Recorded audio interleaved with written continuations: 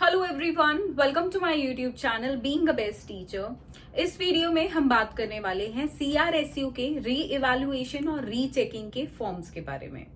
देखिए, आप सभी के बहुत सारे क्वेरीज आ रही हैं कि मैम रीचेकिंग और री इवैल्यूएशन का फॉर्म कैसे फिल किया जाए, प्लस किसको ये फॉर्म फिल करना है ऑनलाइन और किसको ये फॉर्म फिल करना है ऑफलाइन। क्योंकि यहाँ पे ऑनलाइन भी आप सभी ने एप्लीकेशन इनविटेशन देखा है और ऑफलाइन के लिए फॉर्म्स भी हैं। ठीक है, तो ऑनलाइन ऑफलाइन दोनों है। तो किस तरीके से आपको करना है, क्या आप ऑनलाइन कर सकते हैं, नहीं, या ऑफलाइन करना है, और करना है तो किस तरीके से करना है, प्लस उसके बाद देखिए स्कोप क्या है कि कितनी जल्दी आपका रिजल्ट आ जाएगा, इंप्रूवमेंट के चांसेस हैं या नहीं है, कहीं ऐसा तो नहीं इसको अप्लाई करके कहीं आपके रिजल्ट में डाउनफॉल ना हो जाए, और री इवैल्यूएशन क्या है और रीचेकिंग क्या है। तो ये सभी जितनी भी कंफ्यूजन्स हैं ये सभी आपकी इस वीडियो में दूर करने का मेरा सो दिस साइड प्रिया सिग्रोहा, आप सभी की होस्ट, मेंटोर, जो भी आप बोलना चाहें। आज हम CRSU री इवैल्यूएशन और रीचेकिंग के बारे में बात करेंगे। सबसे पहले बात करते हैं री इवैल्यूएशन। देखिए, इवैल्यूएशन से आप क्या समझते हैं? इवैल्यूएशन होता है मार्क्स से रिलेटेड। तो मतलब यहाँ पे आपको आपके सब्जेक्ट में जो इवैल्यूएट करके आपका रिजल्ट दिया गया है, मतलब हर एक क्वेश्चन में आपको कितने मार्क्स मिले हैं उसके आंसर में, तो वो आपकी टोटलिंग की जाएगी। आपको सही से मार्क्स मिले हैं या नहीं वो देखा जाएगा, उनका टोटल सही से हुआ है या नहीं वो देखा जाएगा आपका री इवैल्यूएशन में। ठीक है, तो दिस इज अगर आपको लगता है री इवैल्यूएशन में प्रॉब्लम है, मार्क्स की जोड़े में या टोटलिंग में कहीं ना कहीं प्रॉब्लम है, ठीक है, तो आप री इवैल्यूएशन के लिए अप्लाई करें।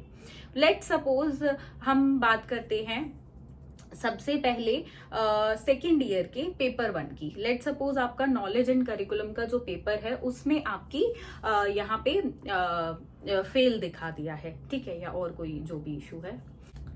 लेट सपोज आपको पासिंग के लिए चाहिए थे 32 मार्क्स,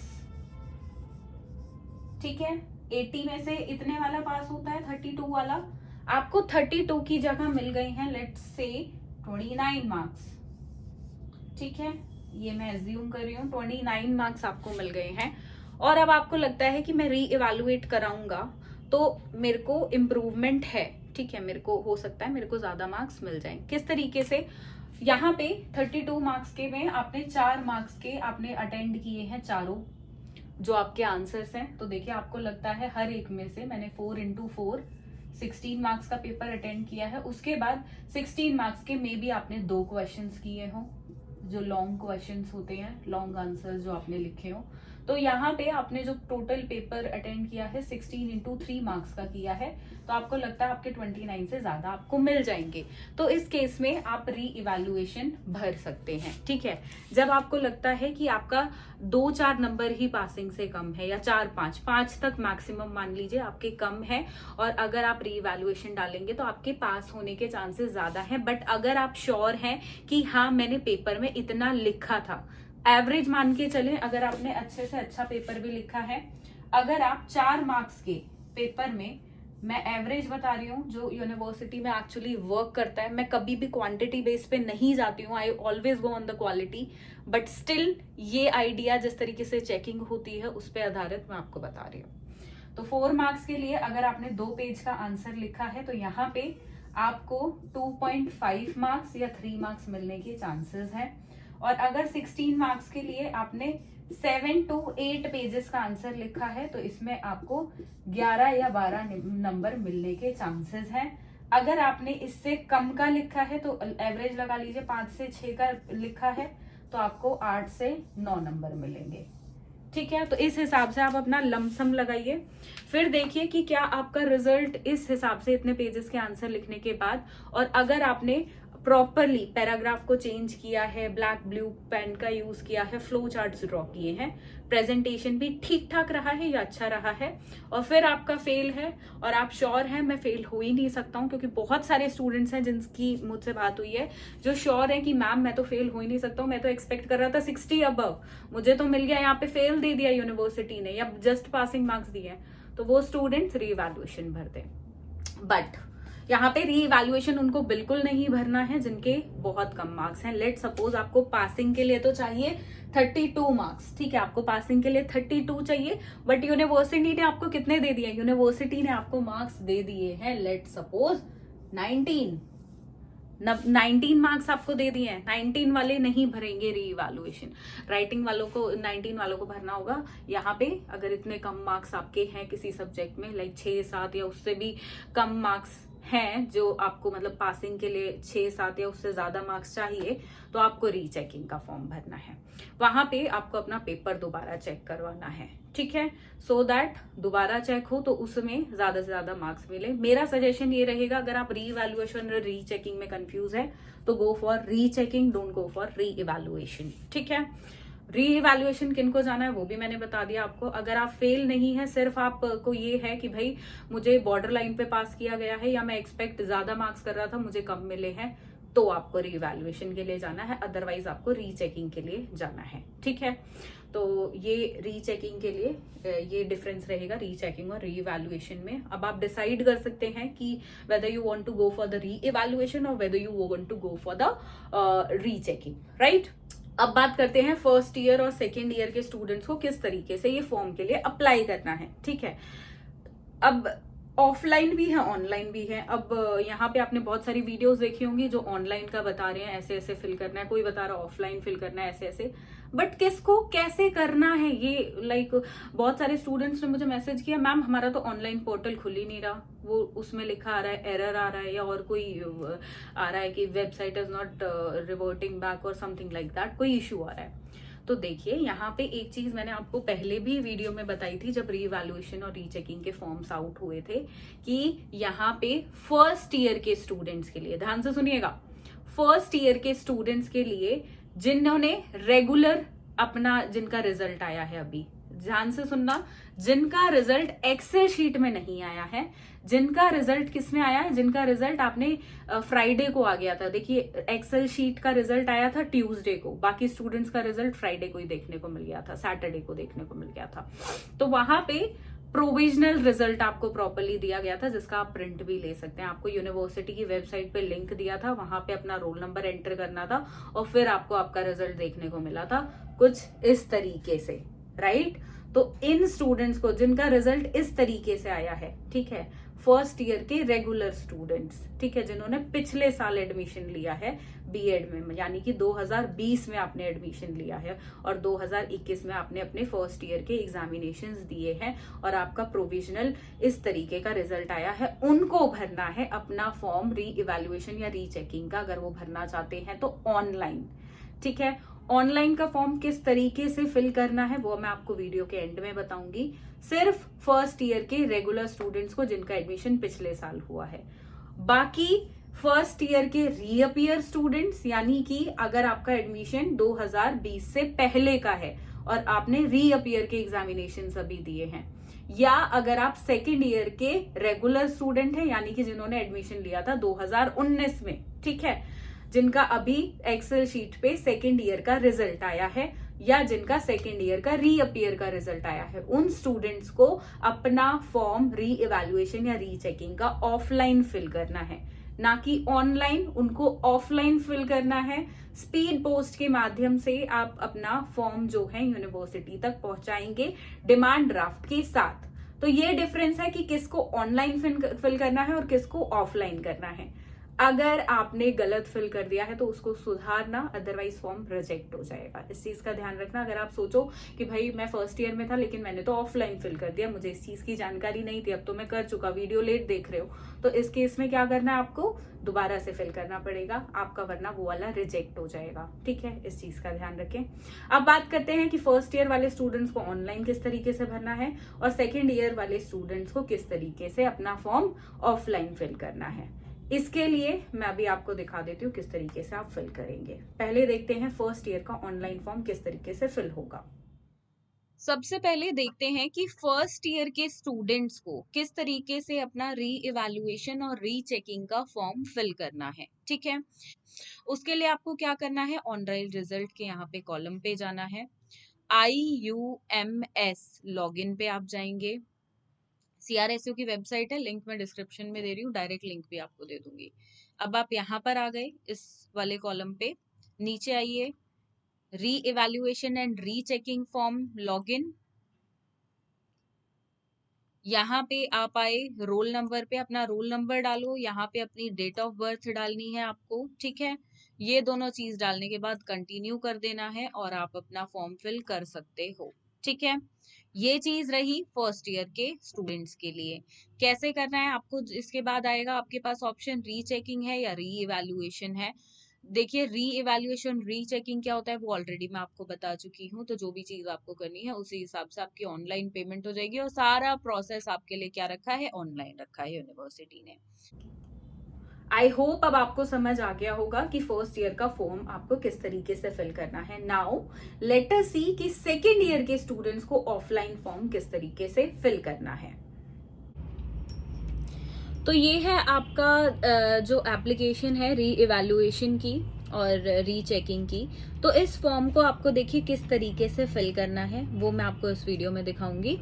यहाँ पे देखिए सबसे पहले आपको फिल करना है नेम ऑफ कैंडिडेट, ठीक है। ब्लॉक लेटर इसमें होना चाहिए, जैसे कि मैं अपना नाम यहाँ पे फिल करती हूँ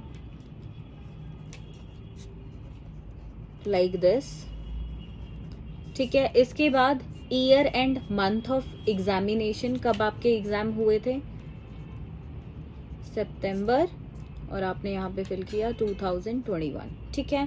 एनुअल थे, सप्लीमेंट्री थे, सेमेस्टर थे, तो आपके एनुअल एग्जामिनेशंस थे, बाकी को आप कट करेंगे।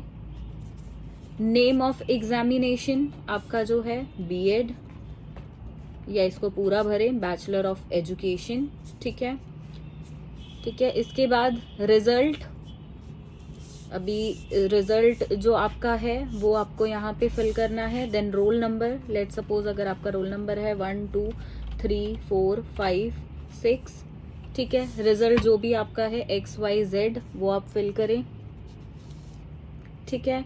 इसके बाद पर्टिकुलर्स जिसमें आपको री इवैल्यूएशन चाहिए जिन पेपर में, लेट सपोज मुझे चाहिए जेंडर, स्कूल एंड सोसाइटी, ठीक है। इसके बाद मुझे अगर किसी और सब्जेक्ट में भी चाहिए, लेट सपोज मुझे इसके साथ चाहिए health, physical and yoga education,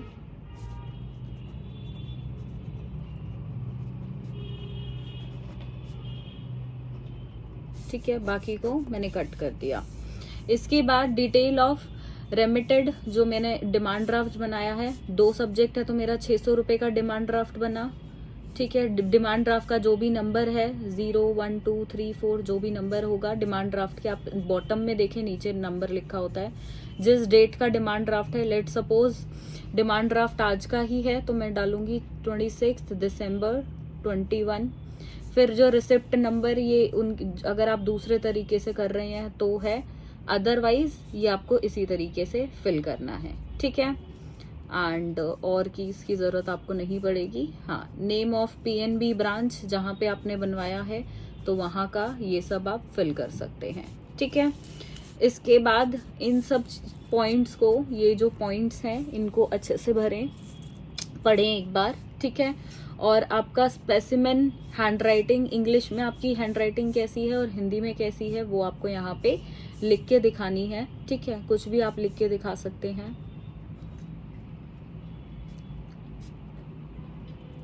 जैसे मैंने लिख दिया माय नेम इज प्रिया सिग्रोहा, ठीक है। यहाँ पे हिंदी में मेरा नाम प्रिया सिग्रोहा है, ठीक है। फिर postal address of the candidate, जो भी आपका एड्रेस है, हाउस नंबर XY, ठीक है। और फिर जहाँ पे भी आप रहते हैं XYZ कॉलोनी, न्यू दिल्ली, और फिर आप अपना यहाँ पे पिन कोड मेंशन करें, जो भी आपका पिन कोड है, ठीक है। फिर यहाँ पे आपके सिग्नेचर होंगे प्रॉपरली, अपने जो आपने हमेशा यूनिवर्सिटी में सिग्नेचर किए हैं वो वाले सिग्नेचर यहाँ पे करें। जिस डेट को आप ये फॉर्म स्पीड पोस्ट कराएंगे उस दिन की डेट डालें, ठीक है। जिस दिन आप स्पीड पोस्ट कराएंगे उस दिन वाली डेट, ठीक है। इसके बाद यहाँ पर इन चीज़ों का थोड़ा सा ध्यान रखना आपको। ईमेल आईडी अपनी करेक्ट फिल करें जो भी आपकी है gmail.com, ठीक है। इसके बाद यहाँ पे अब आपको देखिए original detailed marks card certificate, तो इसको आपको क्या करना है, यहाँ पे देखिए जो आपका एक्सेल का रिजल्ट आया है, ठीक है, वहाँ पे जो आपका रिजल्ट है उसकी आपको फोटोकॉपी लेनी है और एक्सेल शीट का वो प्रिंट जिसमें आपका रिजल्ट है वो आपको लगाना है। कैसे, कुछ इस तरीके से। यहाँ पे कुछ इस तरीके से आप प्रिंट लेंगे अपना जो आपका रिजल्ट है उसका, अगर आपको डीएमसी नहीं मिली है तो यहाँ पे आप रीअपियर देख सकते हो। पहले तो रीअपियर को हाईलाइट करना है आपको, ठीक है। उसके बाद जिस सब्जेक्ट में आपकी फेल है, देखिए 32 मार्क्स चाहिए होते हैं पासिंग के लिए, यहाँ पे कितने दिए हुए हैं 23, तो ये आपका आ गया फेल, ठीक है, इस वाले सब्जेक्ट में जिसका कोर्स कोड है 1827। ये अब अगर आप अपने सिलेबस में देखोगे तो आपको सब्जेक्ट भी पता चल जाएगा कौन सा है, ठीक है। एंड बाकी किसी भी सब्जेक्ट में फेल नहीं है, एक ही में है, तो मतलब जिसका भी आपको रीवैल्यूएशन या रीचेकिंग कराना है उसमें इस तरीके से आपको हाईलाइट कर देना है कि आपको इस सब्जेक्ट का कराना है प्रॉपर्ली, उसका कोर्स कोड भी और मार्क्स भी, ठीक है, तो कि आपको इसका करवाना है।